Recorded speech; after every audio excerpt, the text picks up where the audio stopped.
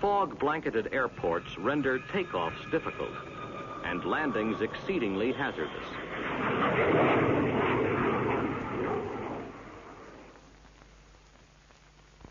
Fog usually forms more rapidly than other weather phenomena. It is difficult to forecast and is often an unexpected to have an alternate airport in mind when operating under fog conditions.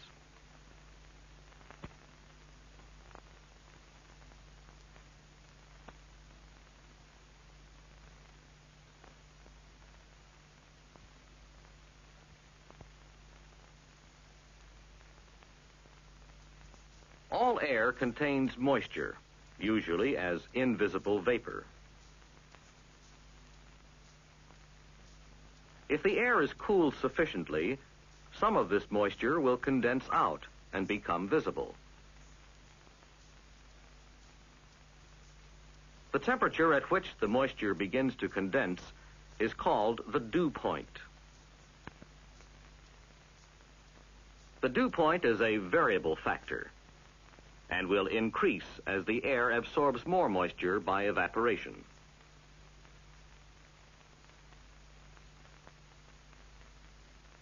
The air temperature also varies and will decrease when the air is cooled by contact with a cold surface.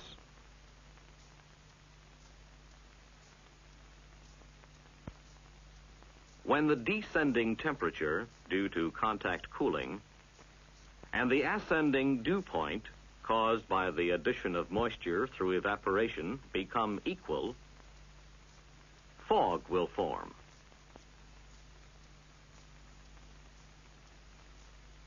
In air free of fog, there is a difference between the temperature of the air and the dew point. The amount of spread between these two is an important factor in predicting fog formation. With a large spread, the temperature of the air must decrease, and the dew point must increase a great deal before they become equal. Consequently, the formation of fog is unlikely.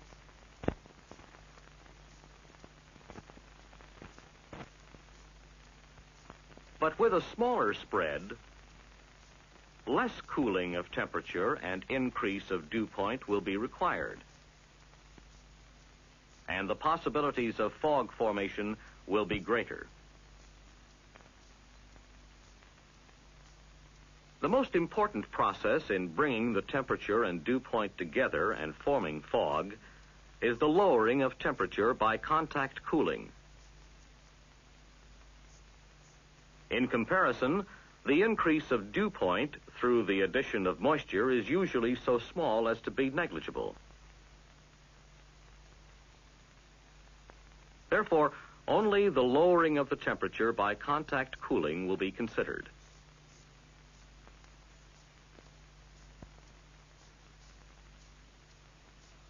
This film will discuss ground fog and advection fog. Also, low-ceiling clouds which develop in related situations.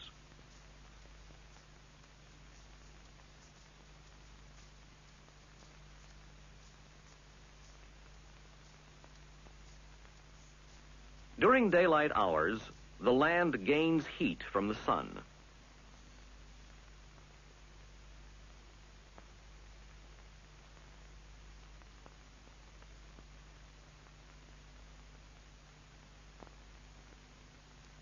At night, the heat radiates from the earth and is lost to space without affecting the temperature of the air through which it passes.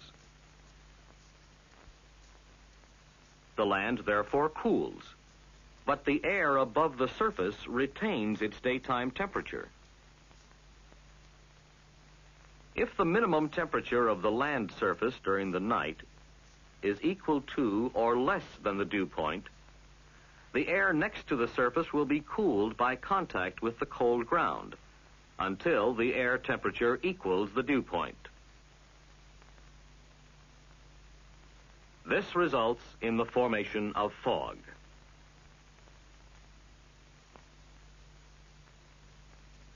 The conditions conducive to the formation of ground fog are a clear, cool night with high moisture content and light winds.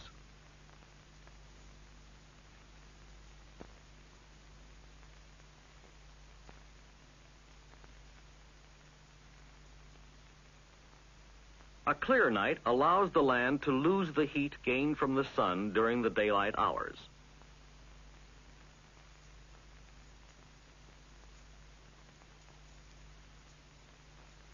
Sufficient contact cooling is then possible for the formation of ground fog.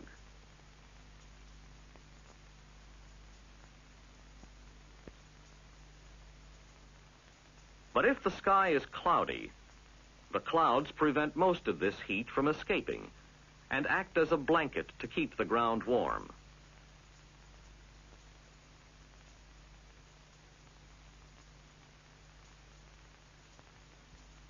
The air temperature will not be lowered sufficiently to equal the dew point.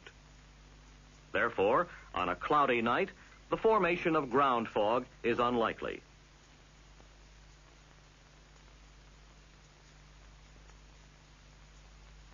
With a high moisture content, there will be less difference between the temperature and the dew point than where the air is dry.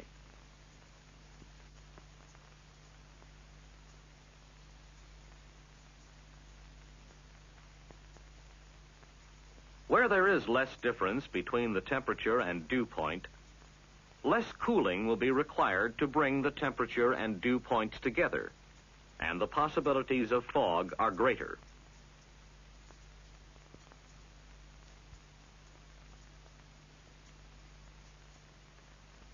A high moisture content can be assumed by the pilot when the ground is wet, as after a rain, or near rivers, lakes, or small streams.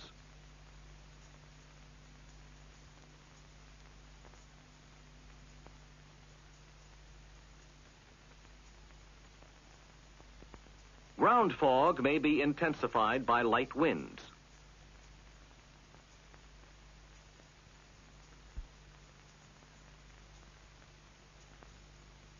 During calm nights, if ground fog forms, it is very shallow, being only 2 to 4 feet deep.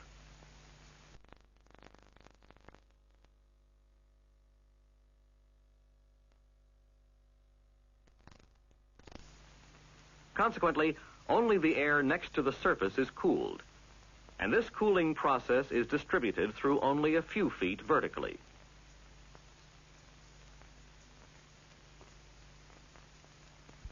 Under the same conditions, but with a wind velocity of from 2 to 5 knots, the cold air is lifted mechanically to higher levels by the action of the wind.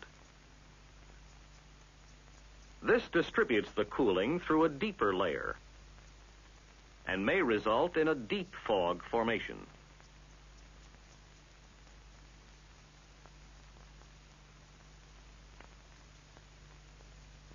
Under the same conditions, but with moderate to strong winds, process that the air temperature will not be lowered sufficiently to equal the dew point. Will not form.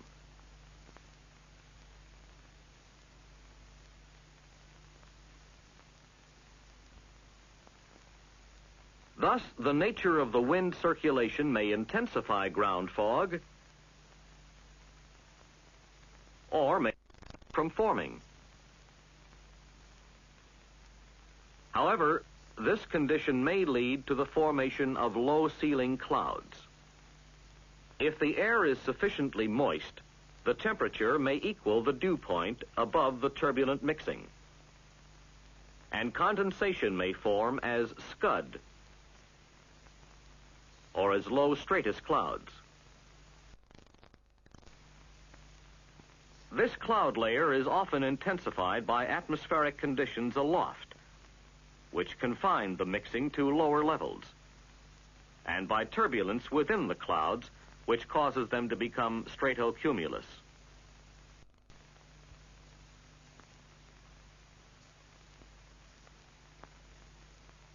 Ground fogs are more frequent and more dense in lowlands.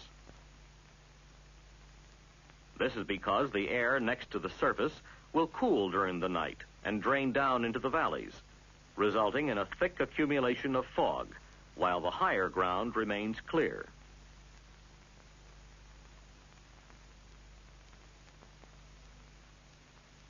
Around industrial areas where smoke is prevalent, fog is also more dense and more frequent, since the smoke particles act as additional nuclei for the formation of more fog droplets.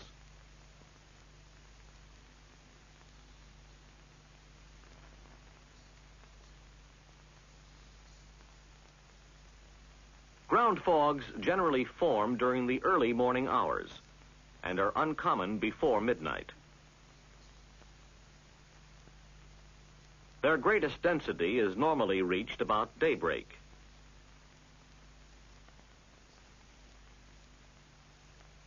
Ground fogs usually clear 2 to 4 hours after sunrise, a thick fog bank clearing more slowly than a thin fog.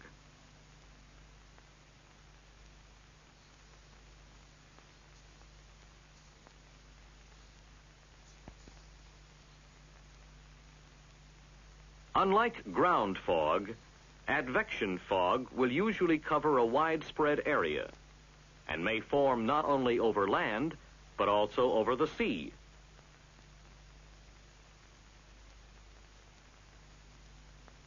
Advection fog may occur whenever contrasting surface temperatures exist in a given region. Warm air moving from the warm surface over the cold surface will be cooled by contact. If the cooling is sufficient to lower the temperature of the air to the dew point, fog will form.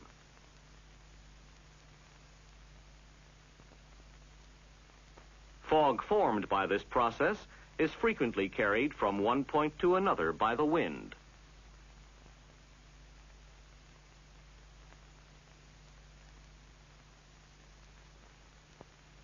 Contrasting surface temperatures are common along coastal regions.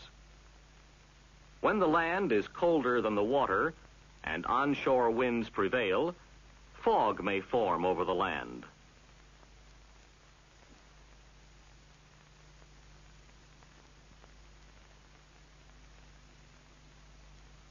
Whenever continental coastlines are paralleled by higher ground or ranges of mountains, the fogs formed along these coasts when onshore winds prevail will be confined to the immediate coastal plains area. The higher ground acts as a barrier which prevents the fog from spreading farther inland.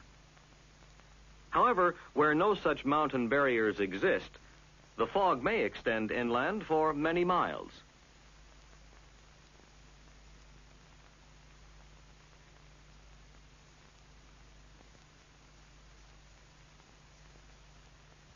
This frequently occurs in the eastern half of the United States during the winter months, when warm, moist air from the Gulf of Mexico flows northward and is cooled by contact with the cooler land surface. This action often causes a widespread area of advection fog, which may extend as far north as the Great Lakes.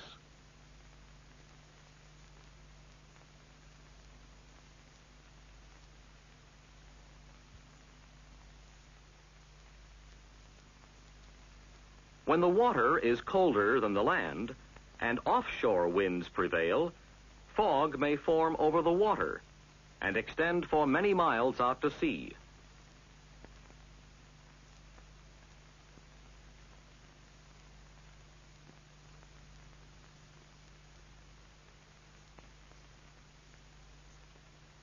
Contrasting surface temperatures are also found in the open sea, when warm and cold water currents are adjacent.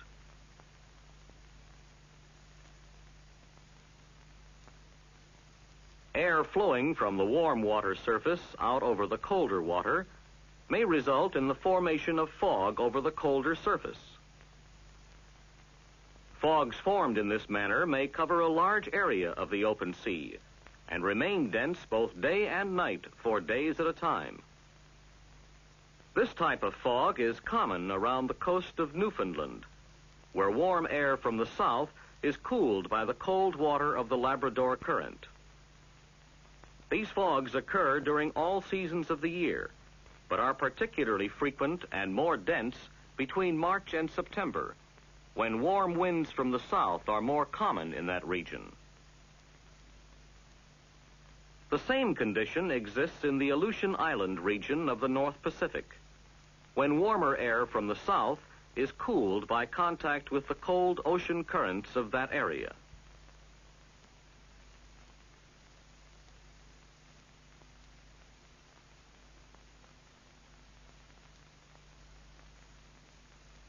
Flight operations are seriously impaired and are most difficult in regions of widespread advection fog.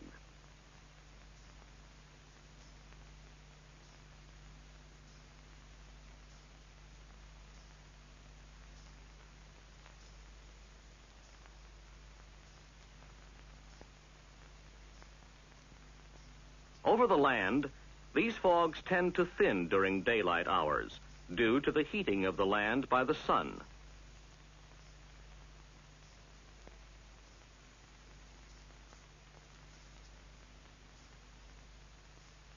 If the fog bank is shallow, it may even clear completely, but the fog will form again after sunset as the land cools.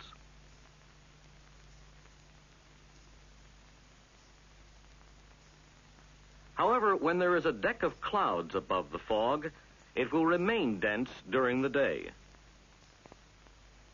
These clouds prevent most of the sun's heat from reaching the land surface. The fog, therefore, is not affected to any extent by the slight increase in the temperature of the land.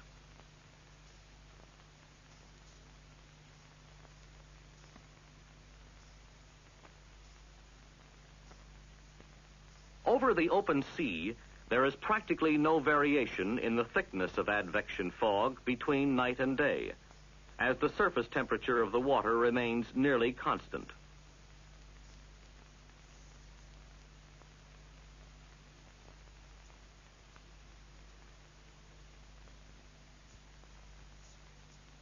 Advection fogs tend to dissipate on the leeward side of islands during daylight hours if there is no cloud deck above. As the air moves across the island, it is warmed by contact with the land, reaching its maximum temperature on the leeward side. This causes the fog to dissipate sooner here than in other areas around the island.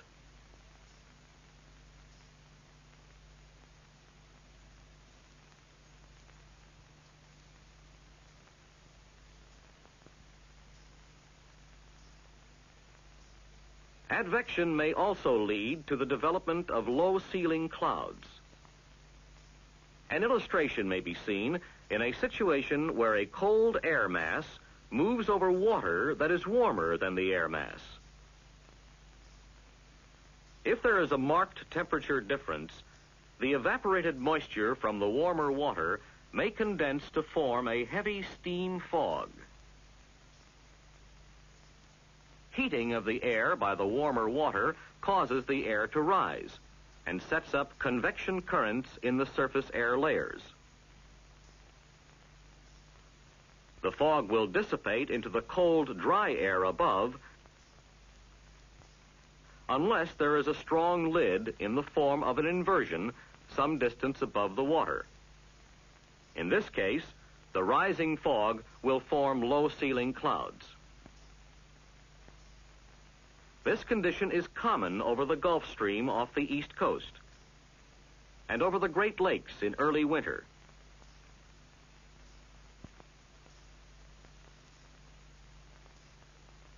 It is always good practice to make a careful study of weather conditions before departing on any flight, giving special attention to all weather factors contributing to the formation of fog and low ceilings.